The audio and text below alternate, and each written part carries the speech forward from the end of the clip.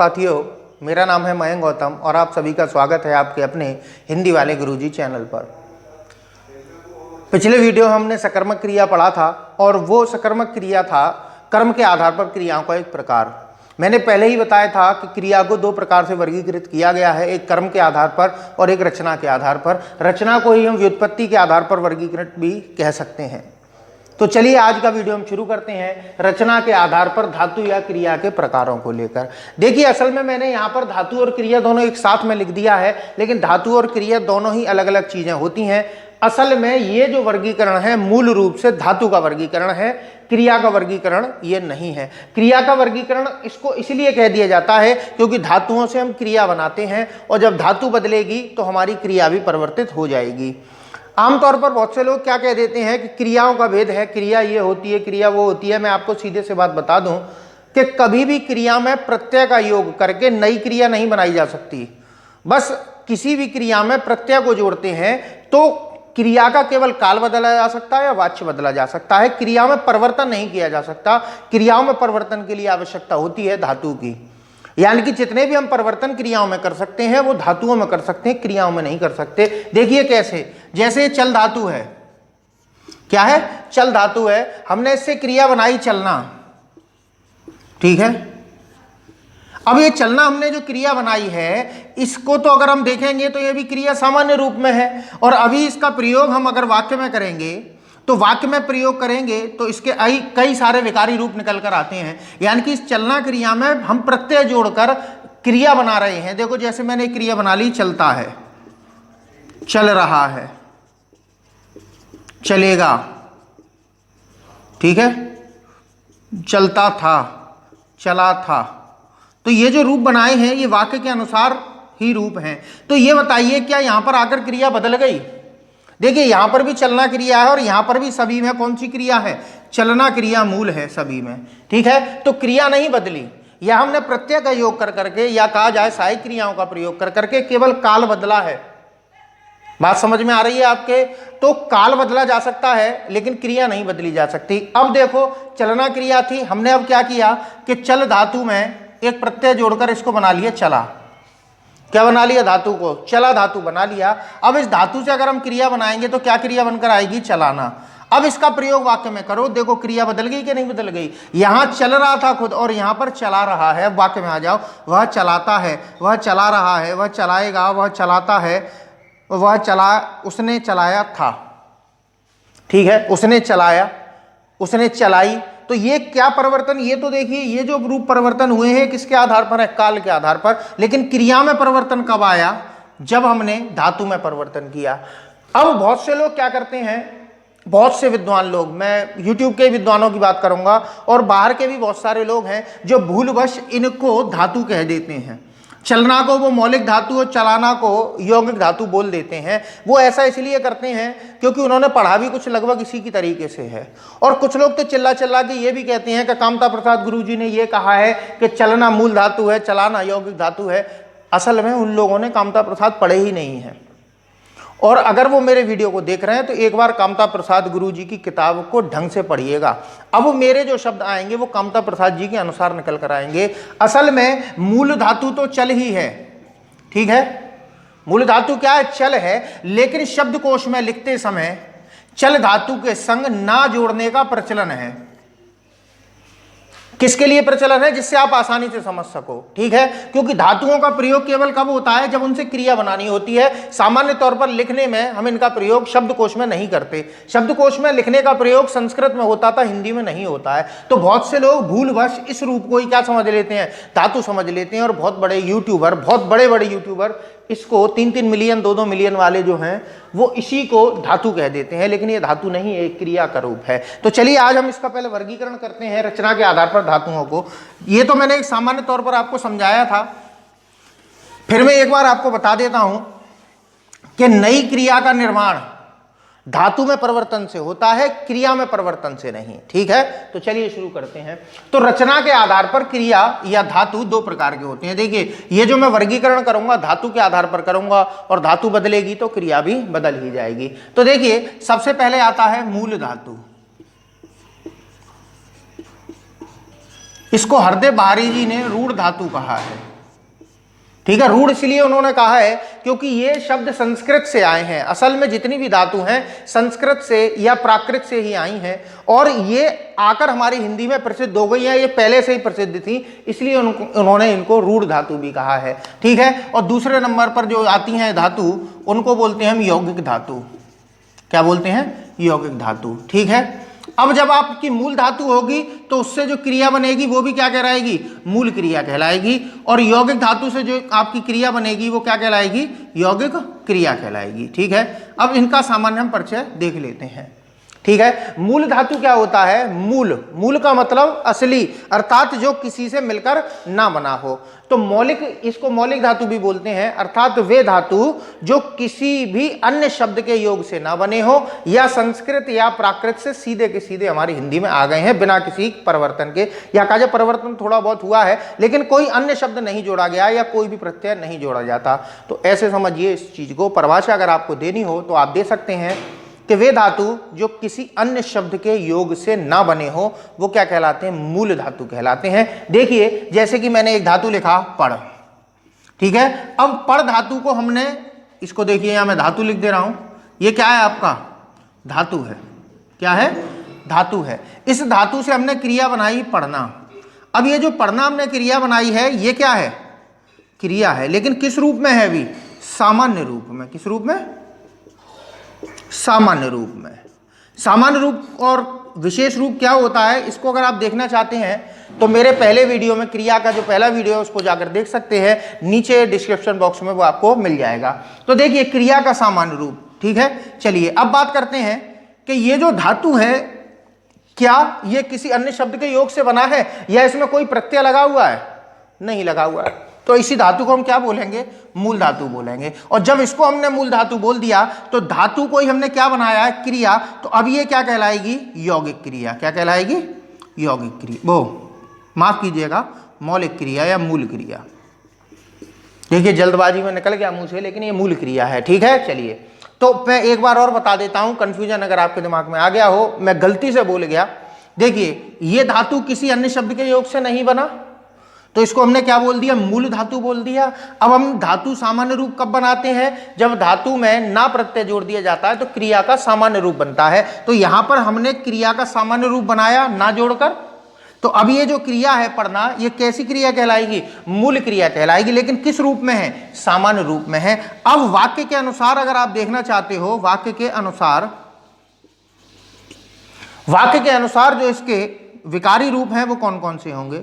देखो वाक्य के अनुसार इसके विकारी रूप बहुत सारे हो सकते हैं। देखो जैसे पढ़ता है, पढ़ा, पढ़ चुका, पढ़ेगा, और बहुत सारे आप कर सकते हो। तो ये किसके अनुसार है रूप? ये सामान्य रूप नहीं है, ये वाक्य के अनुसार विकारी रूप है। वाक्य के अनुसार काल का प्रभाव पड़ता है तो रूप परिवर्तन हो जाता है, लिंग का, वचन का, सभी चीज का परिवर्तन हो जाता है। आप मुझे ये बताइए, ये जो पढ़ना क्रिया आपने दे रखी है जो सामान्य रूप में है, क्या आप इसका लिंग, वचन, काल, कारक कुछ बता सकते हो? नहीं बता सकते। तो ये किस रूप में है? सामान्य रूप में है। अब यहाँ जाइए, पढ़ता है, तुरंत बताओगे एक वचन है, तुरंत बताओगे पुल्लिंग है, तुरंत बताओगे वर्तमान काल है। तो ये क्या हो रहा है कि इनके ऊपर विकार आ रहा है, इसीलिए ये क्या है? वाक्य के अनुसार विकारी रूप है, ये सामान्य रूप है। चलिए अब बात करते हैं यौगिक धातु या यौगिक क्रिया की। ठीक है। यौगिक धातु या यौगिक क्रिया, जैसा कि मैंने अभी बताया था उसी को मैं आपको फिर से बताता हूं। यौगिक क्रिया वे क्रियाएं होती हैं जो किसी अन्य शब्द के योग से बनती हैं या धातुओं में प्रत्यय के योग से बनती हैं। बात समझ में आ रही है? तो यौगिक धातु क्या होती हैं? देखिए यौगिक शब्द का अर्थ क्या है? यौगिक का अर्थ है योग धन इक, अर्थात योग करी हुई, जोड़कर बनी हुई। तो सीधी सी बात है कि वे धातु जो जोड़कर बने हो, क्या जोड़कर बने हो? धातु में प्रत्यय के जोड़ने से बने हो या किसी अन्य शब्द के जोड़ने से बने हो, वो क्या कहलाते हैं? यौगिक धातु कहलाते हैं। और इन यौगिक धातुओं से जो क्रियाएं बनती हैं वो यौगिक क्रियाएं कहलाती हैं। इसका एक मैं उदाहरण अब इसी के आधार पर दूंगा। देखिए पढ़ धातु था जिससे हमने क्या बनाया था? पढ़ना क्रिया बनाया था। तो हमने यहां पर कोई परिवर्तन नहीं किया तो यहां पर भी कोई परिवर्तन नहीं हुआ। अब देखते हैं हम इस पढ़ धातु में क्या करेंगे। देखिए हमने क्या किया कि पढ़ धातु में एक आ प्रत्यय जोड़ा और हमारे पास एक नवीन धातु निकल कर आया, पढ़ा। अब ये नवीन धातु क्यों है वो अभी निकल कर आएगा। अब आप इस पढ़ा से क्रिया बनाइए और सामान्य रूप बनाने के लिए हम क्या करते हैं? ना जोड़ देते हैं। तो अब क्रिया क्या बनेगी? पढ़ाना। ठीक है। अब वाक्य के अनुसार विकारी रूप इसके क्या क्या बनेंगे, देखो पढ़ता है यहां पर था, अब यहां क्या हो जाएगा, पढ़ाता है, पढ़ा रहा है, पढ़ाएगा, पढ़ा चुका है। बात समझ में आ रही है। तो अब ये जो क्रिया आपको प्राप्त हुई है इसको हम क्या बोलेंगे, यह क्रिया कहलाएगी यौगिक क्रिया, और यह क्रिया, ये धातु क्या कहलाएगा, यौगिक धातु।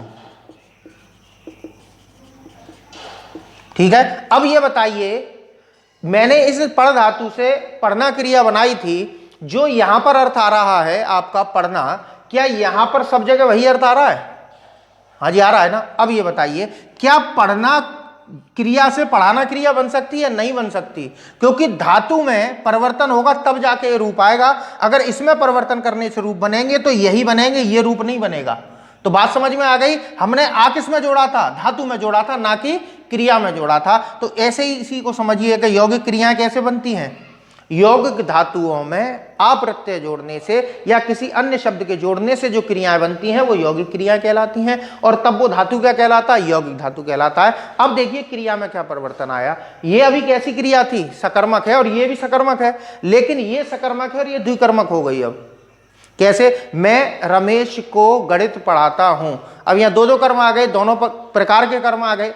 अब बात करी जाए कि अकर्मक क्रिया के संग क्या होगा, अकर्मक क्रिया जब यौगिक रूप में आती है तो वो सकर्मक हो जाती है। कैसे हो जाती है, इसका उदाहरण यहां देखिए। देखिए चल धातु है, चल कैसी क्रिया है, अकर्मक क्रिया। रवि चल रहा था, ठीक है, रवि जा रहा था, ये क्या है आपकी वो अकर्मक क्रिया है। अब ये चल धातु कैसी है, अकर्मक है। अब जैसे एक वाक्य देख लो, रवि चल रहा है, अब रवि क्या चल रहा है, क्या उत्तर है किसी के पास, नहीं है। अब हमने इस धातु में क्या किया, इससे एक नया धातु बनाया, चला, वही किया हमने, आ जोड़ दिया।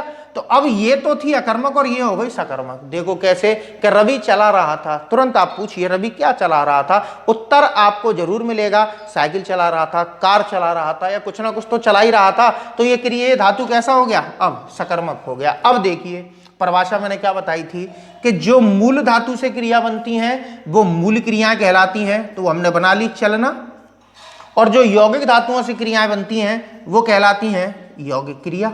अब चलाना, अब इनमें वाक्य के अनुसार रूप देखोगे तो चलाता है, चला रहा है, ये बाद की बात है, ये काल के आधार पर है, हमें असल में पढ़ना यहीं तक है। ठीक है, ये मैंने आपको क्यों कराया है, क्योंकि भ्रम रह जाता है आपके दिमाग में। आपको केवल इतना याद रखना है कि मूल धातु और यौगिक धातुओं में क्या अंतर होता है। बहुत से लोग इसको गलत समझा देते हैं, बहुत से लोग गलत पढ़ाते भी हैं, मैंने उनसे कहा भी है कई बार, लेकिन वो मेरी बात को सुनते ही नहीं है।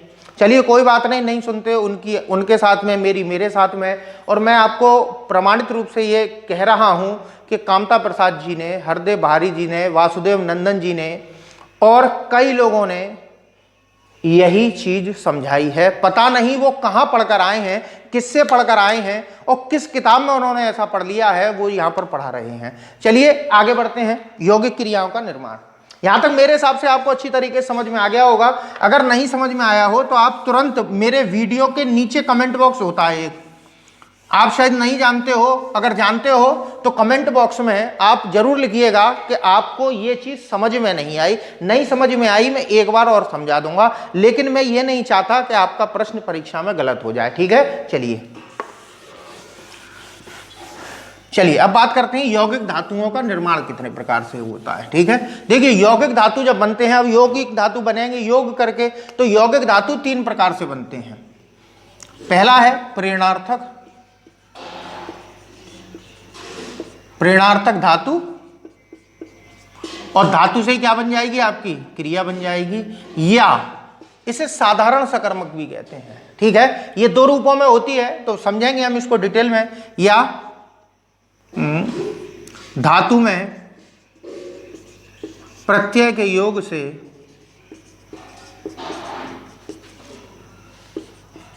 सकर्मक।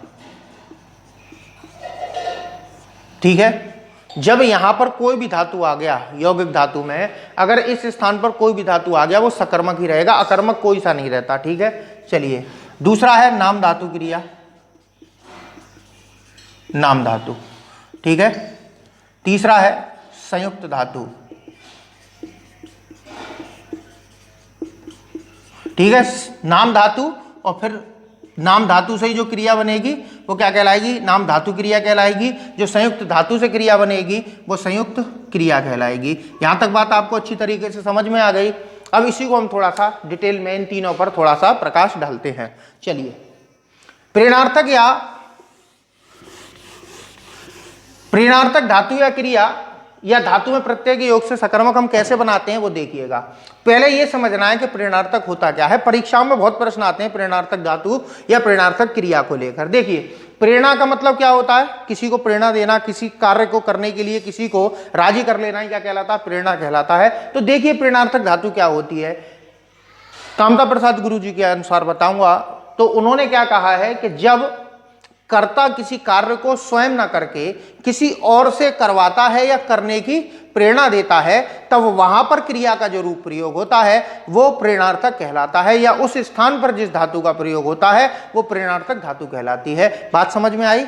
चलिए देखते हैं। जैसे रवि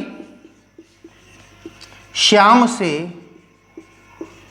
पत्र लिखवाता है। अब यहां देखिए, मैंने अभी आपको क्या बताया था कि जब कर्ता किसी कार्य को स्वयं ना करके किसी और से करवाता है, तब वहां पर क्रिया का जो रूप होता है वह प्रेरणार्थक कहलाता है।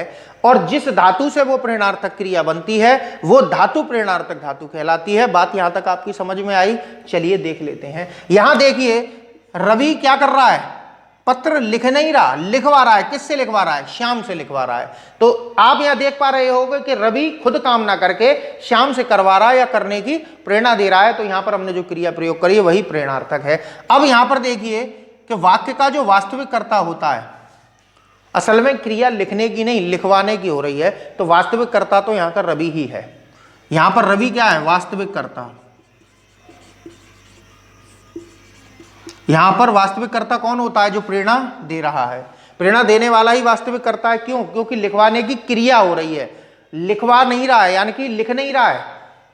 यहां लिख नहीं रहा है रवि, लिखवाने की क्रिया हो रही है। तो लिखवाने की क्रिया करवा कौन रहा है? रवि करवा रहा है। तो यहां पर वास्तविक कर्ता कौन है? रवि। ठीक है। और श्याम से लग रहा है, तो ये क्या है? आपका करण कारक है।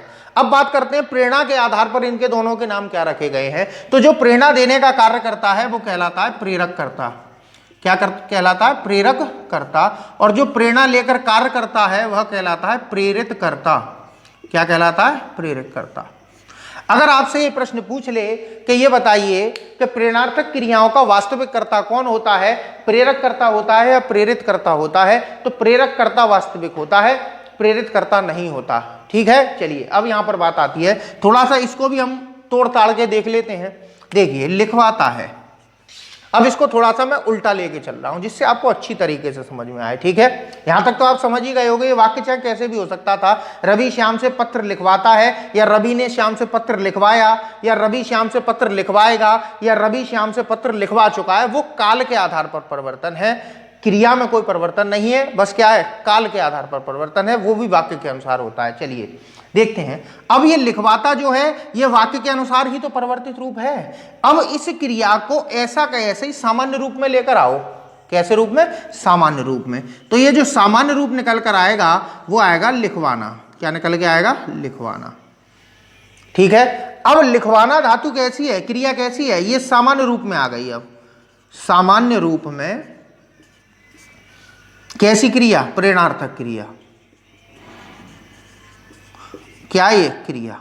अब जरा ये बताइए कि हम सामान्य रूप कब बनाते हैं? जब धातु में ना जोड़ा जाता है। तो यहां से ना हटा दो।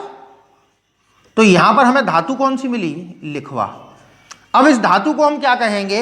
ये धातु कहलाएगी प्रेरणार्थक धातु। प्रेरणार्थक धातु कहलाएगी। अब ये प्रेरणार्थक धातु बनी किससे होगी? किसी ना किसी मूल धातु से बनी होगी। तो वो मूल धातु क्या है? लिख। ठीक है। ये क्या है? मूल धातु है। ठीक है। प्रेरणार्थक एक यौगिक धातु का प्रकार है। अब जरा इसको हम उल्टा कर लेते हैं। देखो, प्रेरणार्थक क्रिया बनाने के लिए हमें क्या करना पड़ता है? सबसे पहले हमें एक मूल धातु लेना पड़ता है। जैसे हमने ले लिया लिख धातु, उसमें हमने क्या जोड़ा? वा जोड़ा। ठीक है। अब हमारे पास कैसी धातु हो गई? प्रेरणार्थक धातु। अब इसमें हमने क्या जोड़ा? ना जोड़ा। तो कैसी, तब क्या बन गया? क्रिया बन गई। और कैसी क्रिया बनी? प्रेरणार्थक क्रिया। लेकिन किस रूप में बनी? सामान्य रूप में बनी। अब इसका रूप कहां जाके बदलेगा? इसका रूप वाक्य में जाकर बदल जाएगा। वाक्य के अनुसार, वाक्य की जैसी मांग। अगर वर्तमान काल की बात होगी तो वर्तमान के अनुसार बदल जाएगा, भूतकाल की होगी तो भूतकाल के अनुसार, भविष्य होगा तो भविष्य के अनुसार। तो संभवतः आपको यहां तक अच्छी तरीके से समझ में आया होगा। चलिए आगे बढ़ते हैं। बात समझ में आ गई आपके? चलिए देखिए, असल में प्रेरणार्थक के दो रूप होते हैं। प्रेरणार्थक क्रिया या प्रेरणार्थक धातु के दो रूप होते हैं। मैं ये बिगाड़ दूं, चलिए इतना रख लो। देखिए, प्रेरणार्थक धातु के दो रूप होते हैं और ये चार्ट के माध्यम से आपको बहुत अच्छी तरीके से समझ में आएगा। ठीक है, इतना आ रहा होगा। चलो यहां मैं लिखता हूं मूल धातु, और मूल धातु से हम क्या बनाएंगे? क्रिया बनाएंगे। यहां पर क्या होगी आपकी? प्रेरणार्थक धातु, प्रेरणार्थक धातु, और फिर धातु से हम क्या बनाएंगे? क्रिया बनाएंगे। ठीक है, और फिर इसी के दो रूप हो जाते हैं। पहला रूप है प्रथम रूप और द्वितीय रूप। ठीक है, पहले इनके बारे में बात कर लेते हैं। प्रथम रूप और अभी द्वितीय रूप। अभी जो आपने रूप देखा था वो द्वितीय रूप था, तो इस द्वितीय रूप के बारे में बात करते हैं कि जब प्रत्यक्ष प्रेरणा दिखाई दे, जब प्रत्यक्ष प्रेरणा दिखाई दे। आप देख पा रहे थे, मैंने एक वाक्य लिखा था, उसमें आप प्रत्यक्ष रूप से प्रेरणा को देख पा रहे थे। कैसे देख पा रहे थे? मैं फिर से एक वाक्य, एक नया वाक्य लिख देता हूं। देखिए, जैसे अध्यापक छात्रों से पुस्तक पढ़वाता है। अब चलो पढ़वा रहा है कर देते हैं इस बार। आप भी खुश, मैं भी खुश। ठीक है, अब मैं इसको किस में ले आया? तात्कालिक वर्तमान काल में ले आया। ठीक है, तो यहां देखिए, यहां प्रत्यक्ष प्रेरणा दिखाई दे रही है कि नहीं दे रही है? देखो, अध्यापक प्रेरणा दे रहा है, छात्र कार्य कर रहे हैं, क्रिया में क्या हो रहा है? पढ़वा रहा है। तो इसको हम बोलते हैं क्रिया का या प्रेरणार्थक क्रिया का द्वितीय रूप। अब प्रथम रूप देखते हैं। प्रथम रूप को सकर्मक का साधारण रूप भी कहते हैं। सकर्मक का साधारण रूप भी कहते हैं। कैसे? कि जब प्रत्यक्ष प्रेरणा दिखाई ना दे, जब प्रत्यक्ष प्रेरणा दिखाई ना दे। ठीक है, जब प्रत्यक्ष प्रेरणा दिखाई ना दे। और तब कब नहीं दिखाई देगी प्रेरणा? जब प्रेरक कर्ता ना दिया हो। ठीक है, प्रेरक मतलब जो प्रेरणा देता है उसी को हम प्रेरक कर्ता कहते हैं। तो यहां दूसरा पॉइंट लिख लीजिए, जब प्रेरक कर्ता ना हो। ठीक है, अब मैं वाक्य इसी से कुछ मिलता जुलता लिखूंगा जिससे आपको अच्छी तरीके से समझ में आए। देखो, अध्यापक छात्रों को पढ़ाता है या पढ़ा रहा है करो, तभी आप अच्छी तरीके से देखो। अब देखो, दोनों वाक्यों में अंतर आपके सामने ही लिख रहे हैं। देखिए, अध्यापक छात्रों को पढ़ा रहा है, यहां अध्यापक छात्रों को पढ़ा नहीं रहा, छात्रों से पढ़वा रहा है। और यहां क्या हो रहा है? कि अध्यापक खुद पढ़ा रहा है, लेकिन पढ़ा तो रहा है अध्यापक, लेकिन किसकी प्रेरणा से पढ़ा रहा है यहां नहीं दिया है। तो जब प्रेरणा दिखाई ना दे तब प्रेरणार्थक का प्रथम रूप होता है, और जब प्रेरणा प्रत्यक्ष रूप से दिखाई देती है तब क्या होता है? आपका द्वितीय रूप प्रयोग होता है। असल में इनमें हमने तीनों में किया क्या है वो यहां से आप समझिएगा, मूल धातु से समझिएगा। ये जो मैंने किया है वो आपको अच्छी तरीके से समझ में आ गया हो तो चलिए देखते हैं इसको। हमने किया क्या? हमारे पास था एक पहले पढ़ धातु। क्या था? पढ़ धातु था। हमने उससे क्रिया बना ली सामान्य रूप में ही पढ़ना। ठीक है, अगर इस तरीके का वाक्य आएगा जैसे अध्यापक पढ़ रहा है या छात्र पढ़ रहे हैं, तो पढ़ना क्रिया अलग है, पढ़ाना क्रिया अलग है और पढ़वाना क्रिया अलग है। लेकिन ये दोनों एक ही में आ जाती हैं, ये थोड़ा सा अलग चला जाता है। तो हमारे पास क्या था? पढ़ धातु था, इधर हमने क्या बनाया? पढ़ना क्रिया बनाया। अब जैसे ही प्रेरणार्थक के प्रथम रूप में आए तो हम करते क्या हैं कि धातु में आ प्रत्यय जोड़ते हैं। तो आ प्रत्यय जोड़ने से जो धातु निकल कर आई वो क्या है? पढ़ा। और इससे जो क्रिया बनेगी वो बनेगी पढ़ाना। अब इस पढ़ाना क्रिया को बनाकर आपको दे दिया। अब वाक्य में आप इसको जब भी प्रयोग करोगे तो अर्थ पढ़ाना का आएगा, पढ़ना का नहीं आएगा। ठीक है, जैसे पढ़ा रहा है, पढ़ाएगा, पढ़ा चुका है, पढ़ाता है। बात समझ में आई? अब इधर आ जाओ। ये कैसे बनता है कि हमारे पास मूल धातु है पढ़, उसमें हम क्या जोड़ देते हैं? वाह जोड़ देते हैं, तब हमारे पास निकल कर आता है पढ़वा धातु। और इससे जब हम क्रिया बनाते हैं तो पढ़वाना बनती है। ठीक है, तो बात यहां तक आपकी समझ में आई कि मूल धातु में आ प्रत्यय जोड़ने से प्रेरणार्थक का प्रथम रूप बनता है और मूल धातु में वा प्रत्यय जोड़ने से प्रेरणार्थक का द्वितीय रूप बन जाता है। यहां तक आपकी बात समझ में आ गई। अब मैं कुछ और उदाहरण दूंगा, इसको आप समझ गए होंगे तो इसको उतार लेना आप, मैं इसको बिगाड़ रहा हूं। अब कुछ धातुओं को मैं दिखाऊंगा कि अकर्मक भी सकर्मक कैसे बन जाती हैं और सकर्मक द्विकर्मक कैसे बन जाती हैं। चलिए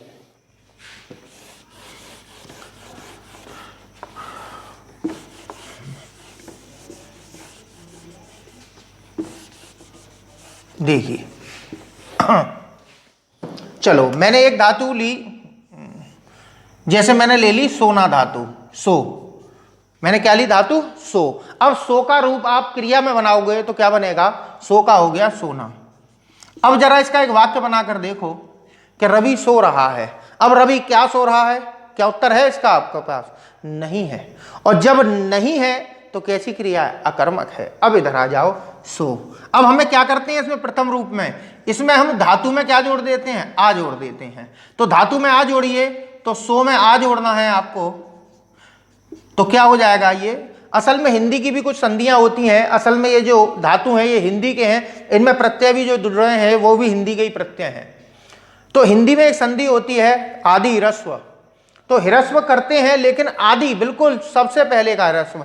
अब देखिए ये ओ है, जो ओ की मात्रा लगी हुई है, ओ का आदि ह्रस्व क्या होगा। अब ओ का तो कोई आदि ह्रस्व होता ही नहीं है, कोई ह्रस्व होता ही नहीं है, लेकिन आपको ये पता है कि आ और ऊ से बना है, तो इसको ऊ कर दो, ठीक है। तो ये पहला नियम है। तो देखिए क्या हो जाता है, सुला। जैसे आपने घोड़ा और सवार होता है ना, घोड़ा और सवार जैसे ही मिलाते हैं तो वो घुड़सवार हो जाता है। तो घो का क्या बन जाता है, ऊ बन जाता है, ओ की मात्रा का ऊ। तो वो हिंदी की संधियां हैं, वो भी मैं आपको पढ़ाऊंगा, लेकिन अभी आपके लिए मतलब का है, जब प्रत्यय पढ़ाऊंगा आपको तब उन संधियों को एक एक करके समझाऊंगा। आदि ह्रस्व है, ह्रस्वीकरण है, दीर्घीकरण है, ठीक है, मध्य ह्रस्व है, वो सभी संधियां आपको मैं करा दूंगा, ठीक है। चलिए अब ये हम कैसे बनाते हैं द्वितीय रूप, धातु में वा जोड़कर, क्या जोड़कर, धातु में। तो यहां पर हमारे पास सो धातु है, हमने इसमें वा जोड़ा, तो ये क्या हो जाएगा, सुलवा, ठीक है। अब इनको देखिए, यहां पर कैसी क्रिया थी, अकर्मक थी, क्या यहां पर भी अकर्मक हो गई। देखिए रवि सो रहा है, अब रवि सुला रहा है। अब रवि किसे सुला रहा है, या रवि क्या सुला रहा है, या रवि किसको सुला रहा है। किसको से भी कर्मी निकलता है, किसको सुला रहा है, बच्चे को सुला रहा है। अब यहां आ जाओ, रवि सुलवा रहा है, अब किसको सुलवा रहा है, रमेश को, सुरेश को, बच्चे को, किसी ना किसी को तो सुलवा रहा है। तो ये क्रिया भी कैसी हो गई, सकर्मक हो गई। तो अकर्मक से सकर्मक बन जाती हैं कब, जब प्रेरणार्थक धातु की बात आती है। अब बहुत से लोग क्या कहते हैं कि जब सोना धातु, बहुत से लोग इसको धातु बताते हैं कि सोना धातु में जब आ जोड़ेंगे, कहां से आ जोड़ोगे, पीछे से। भाई कोई भी चीज जोड़ी जाएगी हिंदी में, कोई भी चीज मध्य में नहीं जोड़ी जाती, या तो आगे से अर्थात उपसर्ग, या पीछे से, या प्रत्यय जोड़े जाते हैं। कोई चीज बीच में नहीं घुसेड़ दोगे आप, बात समझ रहे हो। तो चलना, या अभी एक चलना पे ले लेते हैं, जैसे चल धातु है, इससे हमने क्रिया बनाई चलना। यहां क्या बनेगा, चला, और क्रिया क्या बनेगी, चलाना। और यहां क्या बनेगा, चलवा, और क्रिया क्या बनेगी, चलवाना, ठीक है। अब मुझे ये बताइए कि हमारे पास चल धातु है, क्या है, चल, लेकिन वो क्या कह रहे हैं आपसे, चलना धातु में जब आ प्रत्यय जोड़ा जाए। अब मुझे आ जोड़ के दिखाओ, उसमें जोड़ के दिखाओ। अगर मैं उनसे कह रहा हूं, आपसे नहीं कह रहा, उनसे कह रहा हूं, वो इस अगर इसको धातु मान रहे हैं ना, तो इसमें आ जोड़ के दिखाएं मेरे को। क्या चलना में आ जुड़ जाएगा। भाई उपसर्ग क्या होते हैं, जो आगे जुड़ते हैं, प्रत्यय जो पीछे जुड़ते हैं, बीच में कौन सी चीज जुड़ जाती है बताओ। बिना बात के इस तरीके की चीजें पढ़ा रहे हैं, बच्चों का नुकसान होता है। चलिए आ, अब इसमें आ जुड़ना ही नहीं है, आ किस में जुड़ेगा, धातु में ही जुड़ेगा। तो इसीलिए मैंने यहां करके दिखाया चला। चला से फिर क्रिया जो बनेगी वो चलाना बनेगी, यहां चलवा बनेगा, फिर चलवाना बनेगा, ठीक है। और देख लेते हैं, देखो लिख, क्रिया क्या बनी, लिखना।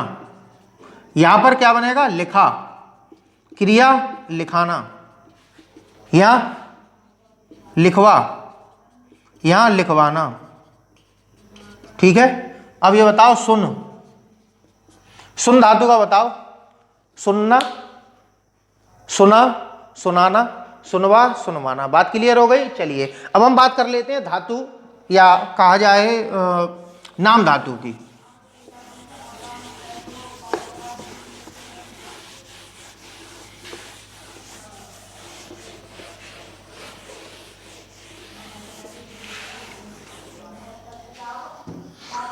हिंदी बहिर्मुखी भाषा है, ना कि अंतर्मुखी।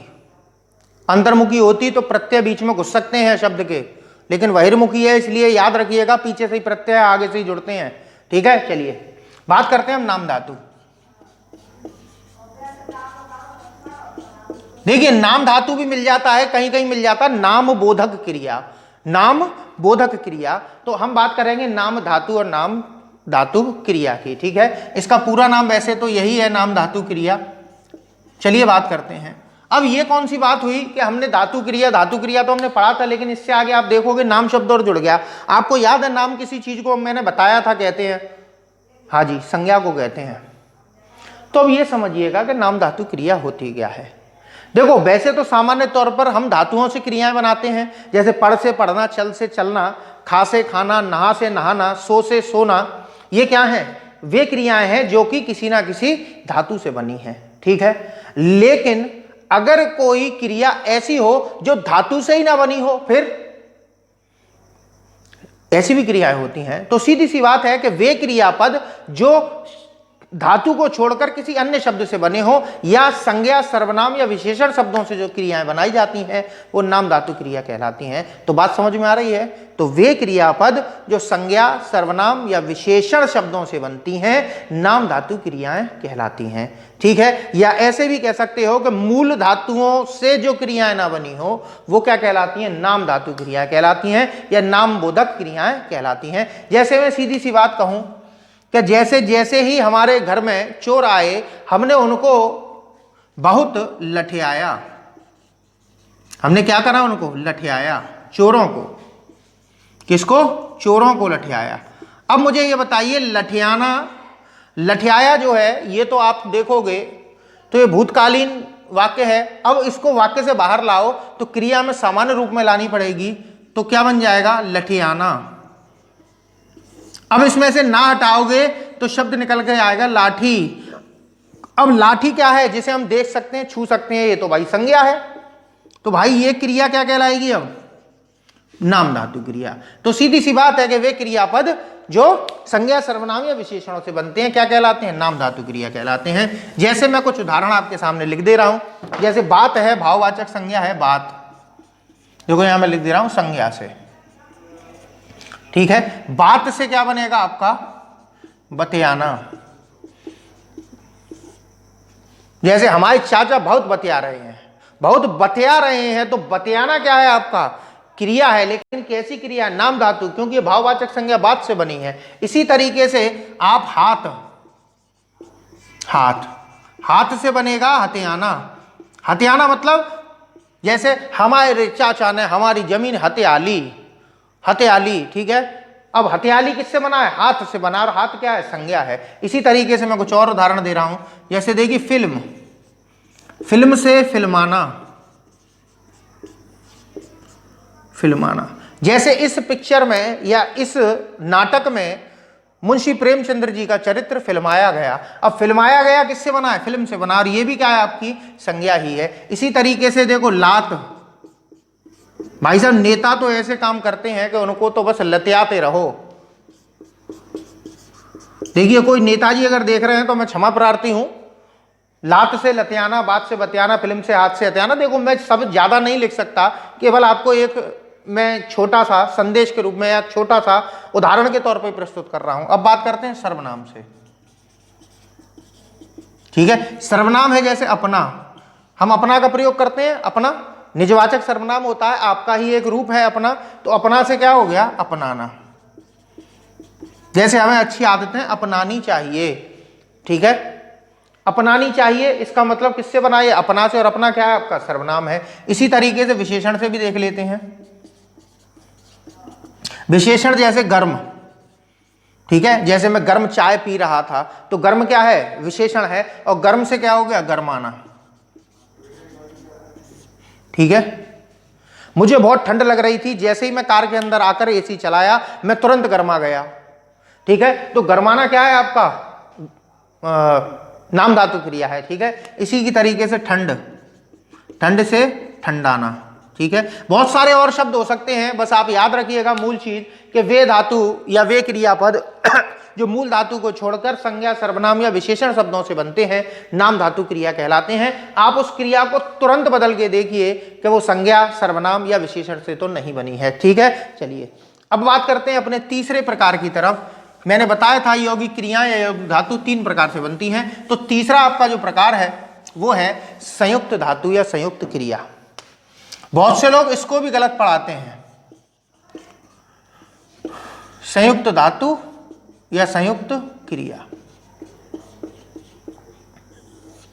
ठीक है, अब संयुक्त की बात करी जाए, देखिए यौगिक का अर्थ है योग करके बने हुए, जिनको योग कर दिया जाए, और संयुक्त का अर्थ है एक साथ रखे हुए। ठीक है, तो अब यहां पर बात करते हैं संयुक्त धातु या क्रिया। असल में जब हम व्यक्तिगत तौर पर पर्सनल अपने जीवन में अगर किसी दूसरे व्यक्ति से बात करते हैं तो हम सबसे ज्यादा इन्हीं क्रियाओं का प्रयोग करते हैं, सबसे ज्यादा। कैसे? जैसे पेपर हो गया, पेपर हो गया। ठीक है, मेरा भाई चला गया। ठीक है, लाइट आ गई। ठीक है, और देखो सो रहा। और देखते हैं जैसे पत्र लिख लिया। ठीक है, और देख लेते हैं काट खाया, कुत्ते ने काट खाया। ठीक है, इतने अभी बहुत हैं, मैं उनका उदाहरण और दूंगा। देखिए यहां पर अगर आप देखोगे तो ये जो क्रियाएं हैं ये दो धातुओं से बनी है। कैसे? देखो, होना और जाना, आना और जाना, चलना और जाना, सोना और रहना, काटना और खाना, लिखना और लेना। अगर आप बात करोगे तो वे क्रियापद जो 2 धातुओं से या 2 क्रियाओं के मेल से बनते हैं, या 2 से अधिक धातुओं के मेल से बनते हैं, संयुक्त धातु या क्रिया कहलाते हैं। एक बार और समझ लीजिए, वे धातु या क्रियापद जो एक से अधिक धातुओं के योग से या एक से अधिक क्रियाओं के योग से बनते हैं, उसको हम क्या कहते हैं? संयुक्त धातु या क्रिया कहते हैं। असल में इसमें जो मूल धातु है जिसका अर्थ निकल के आता है वो पहले वाला धातु होता है। ठीक है, दूसरा वाला धातु इसके अर्थ को स्पष्ट करने के लिए आता है। कभी कभी इनको हम सहायक क्रिया भी बोलते हैं। सहायक क्रिया एक अलग टॉपिक है, संयुक्त धातु और क्रिया एक अलग टॉपिक है। तो अभी आप ये समझिए संयुक्त धातु इन्हें बोलते हैं। तो सीधी सी बात है कि 2 धातुओं को मिलाकर जो धातु बनते हैं या क्रियाएं बनती हैं वही क्या कहलाती हैं? संयुक्त क्रिया कहलाती हैं। अब जैसे चले जाना, आ जाना, पढ़ लेना, पढ़ सकता हूं, आना चाहता हूं, तो आना और चाहना इन दोनों को मिला दिया तो वो कैसी क्रिया कहलाएगी? संयुक्त क्रिया कहलाएगी। यहां दोनों क्रियाओं का अर्थ नहीं आ रहा है, दोनों मिलकर एक क्रिया का कार्य कर रहे हैं। फिर से समझ लीजिए कि जब 2 धातु या क्रिया मिलकर एक क्रिया की तरह से कार्य करते हैं तब वो संयुक्त धातु कहलाती है। क्योंकि बहुत से लोग कंफ्यूज हो जाएंगे। एक और होता है जिसे हम बोलते हैं ना, क्या नाम है उसका? पूर्वकालीन क्रिया। तो पूर्वकालीन क्रिया भी मैं आपको पढ़ाऊंगा, उसमें और इसमें क्या अंतर है वो भी मैं आपको अच्छी तरीके से समझाऊंगा। अभी आपकी समझ में संयुक्त धातु और क्रिया अच्छी तरीके से आ गई होगी। वैसे भी अगला जो मेरा वीडियो है संयुक्त धातु या संयुक्त क्रिया के प्रकारों को लेकर है। ठीक है, इनके प्रकार पूछे जाते हैं। और आपको सीधी सी बात मैं बता दूं, अभी कुछ महीने पहले दिसंबर में एक परीक्षा हुई थी आपकी जेल वार्डर की। उस परीक्षा में संयुक्त क्रिया के प्रकार पूछे गए थे। अब आप सोच लीजिए, जेल वार्डन की परीक्षा जो है वो बहुत से लोग अपना प्रीफर इतना नहीं करते हैं। सब लोग या तो एसआई बनना चाहते हैं, या पुलिस वाला सिपाही बनना चाहते हैं, या फिर पीएसी वीएसी में जाना चाहते हैं, सीआरपीएफ जाना चाहते हैं। मैं फोर्स की तैयारी की बात कर रहा हूँ।